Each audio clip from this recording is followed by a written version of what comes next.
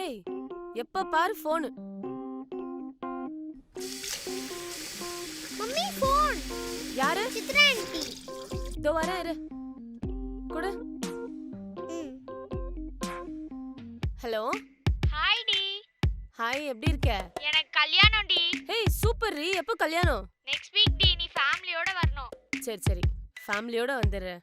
WhatsApp பண்ணிடுறியா? Bye. சரி, அப்பா எங்க? உள்ள வேலை பார்த்துட்டு இருக்காரு. சரி வா போலாம். வா. என்னடி வெயிட்டா இருக்க?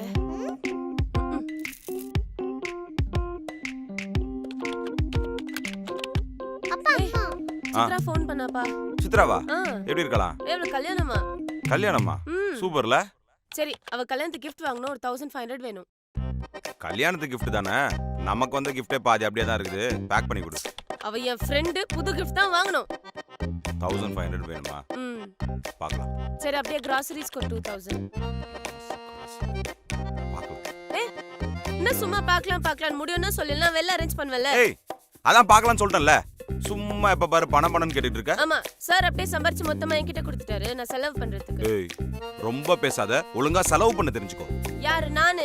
அது நீங்க தெரிஞ்சுக்கோங்க. அன்னைக்கு லாலிபாப் கேட்டா, அப்பவே வாங்கி கொடுத்துருக்கலாம்ல. அதுக்கு 3 நாள் கோச்சிக்கிட்டா. அதான் சரி பண்ணிட்டல. எப்படி? ரிமோட் கார் வாங்கி கொடுத்து.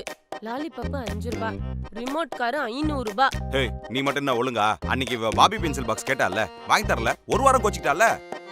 அதான் சரி பண்ணிட்டேன். எப்படி? சிண்டலா பாவாடை வாங்கி கொடுத்தா? பாக்ஸ் 50 ரூபா தான். அந்த பாவாடை சட்டை 5000 ரூபாய்.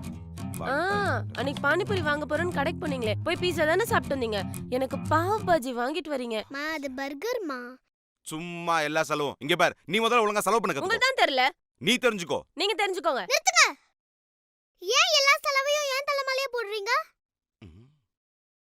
அன்னைக்கு அம்மா அவுட்டிங் கூட்டிட்டு போறேன்னு சொல்லிட்டு ஏமாத்திட்டு அது சமாளிக்கிறதுக்காக 5000 ரூபாய்க்கு பட்டு புடவை வாங்கி கொடுத்தது யாரு? அப்படி கேளு.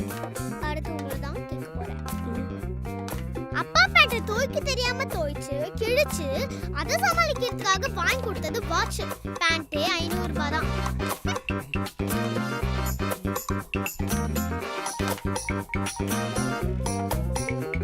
நிறுத்தாழியா, நீயும் புரியாம பேசிக்கிட்டு இருக்க.